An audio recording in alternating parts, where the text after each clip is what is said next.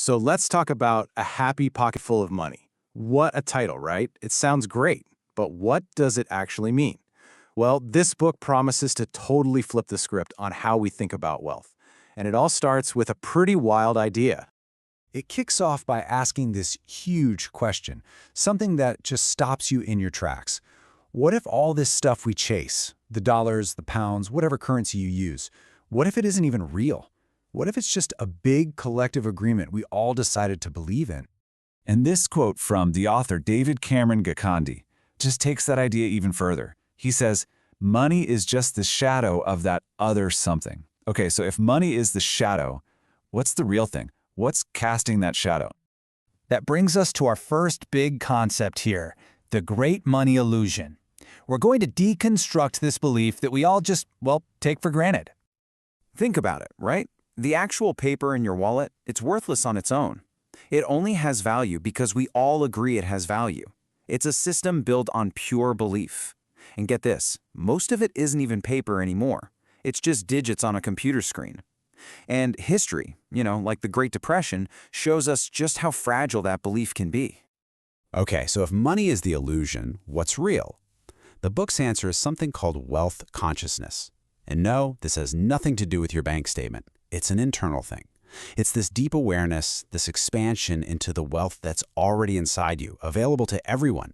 And according to the author, that is the actual source of all prosperity. Okay, so you're with me so far? Because this is where things take a turn and get, pretty mind-bending. We're about to connect this inner feeling of wealth to quantum physics. Yeah, really. This is a total game changer in how you see the world. The book pulls from quantum physics, that whole idea that just by observing something, you actually change it. Well, it argues that means we aren't just getting tossed around by life. We're not victims. We are literally the architects of our own lives. And this quote nails it down. Your observation, your attention, and your intention literally creates that thing. So what does that mean?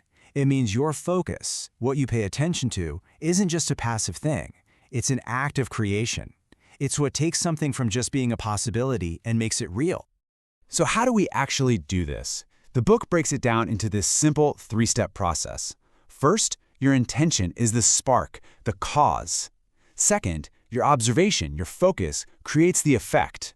And boom, step 3, you are actively shaping your reality. It's that direct.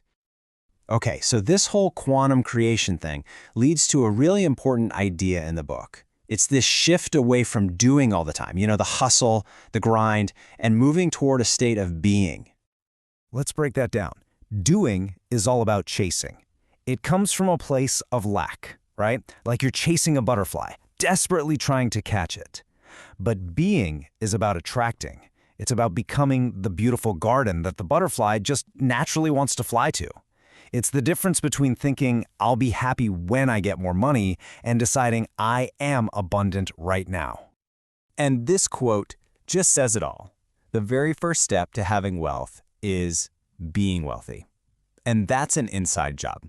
It doesn't start with your bank account, it starts in your mind. You have to feel it and be it first, and then it shows up on the outside. Now, if you're thinking this all sounds a bit out there, check this out. The book points to a pretty famous 20-year study of Ivy League grads. It found that the tiny 3% who had clear, written goals end up being worth more financially than the entire other 97% put together. That's insane. They weren't just doing more stuff. They had a crystal clear vision of who they were being. So how do you get into that state of being? The book gives us these simple but powerful affirmations. And notice the language. It's not, I want to be wealthy. It's, I am wealth. I am abundance. I am joy. It's a declaration right now, in the present. You're not wishing for it. You're claiming it as your identity. All right, so once you start shifting your internal state of being, the next piece of the puzzle is aligning yourself with what the book calls the universal laws of abundance. And this next rule, wow, it's a tough one. The book says you must never, ever use the word want. Ever. That's pretty counterintuitive, right? So what's the big deal with this one little word?